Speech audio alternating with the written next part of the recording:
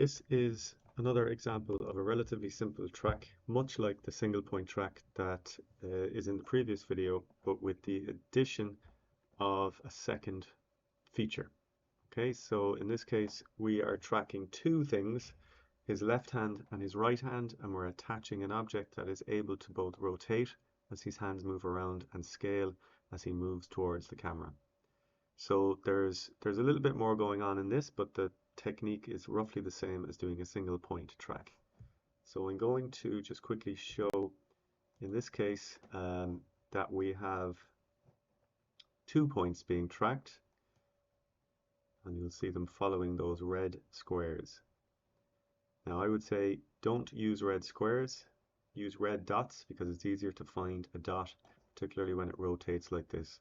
This particular video tracks sometimes it doesn't, depending on what machine, what version of After Effects. It's a little bit unpredictable, but in this case we have our 2 points, and these have been tracked roughly the same as with the single point, as I say. So I'll just quickly walk through that.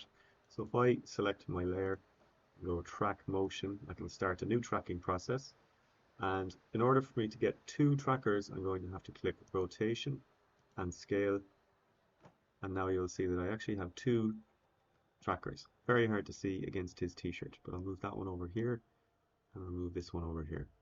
Now you'll see you have track point 1 written over this one with an arrow there pointing to track point 2. I'm just going to undo that now because I made a mistake there as I was moving it. So make sure when you're moving these things around that you don't get the little white arrow. That means you're moving the attach point. Make sure you get the black arrow and the magnifier when you move it, or else you're going to run into problems. Okay, so that took the line with it. So just as I was saying, track point 1, track point 2, arrow points from 1 to 2. It's important to get these in the right order. Don't drag them the wrong way or you'll get some weird errors. Now, so all I'm doing basically is I'm lining things up, getting a nice search area, identifying my features correctly so that they're followable, and then I'm clicking on the Analyze Forward. Okay, now there's a separate video that looks at how you deal with problematic tracks, so I'm not going to do that in this video. So I'm just going to go back and grab the finished track here. You'll see that I have my motion path, so we know it's done its tracking. And I'm going to go through the process of attaching some text. I'm going to use the null object, as I always do, because it allows me to be much more flexible.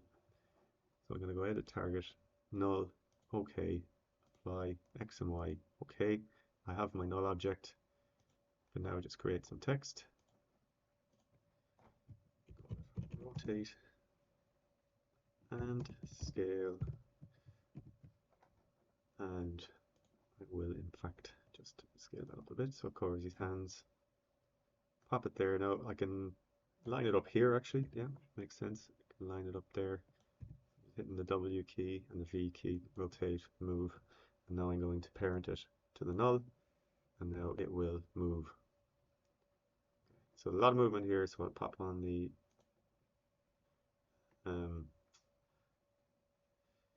motion blur.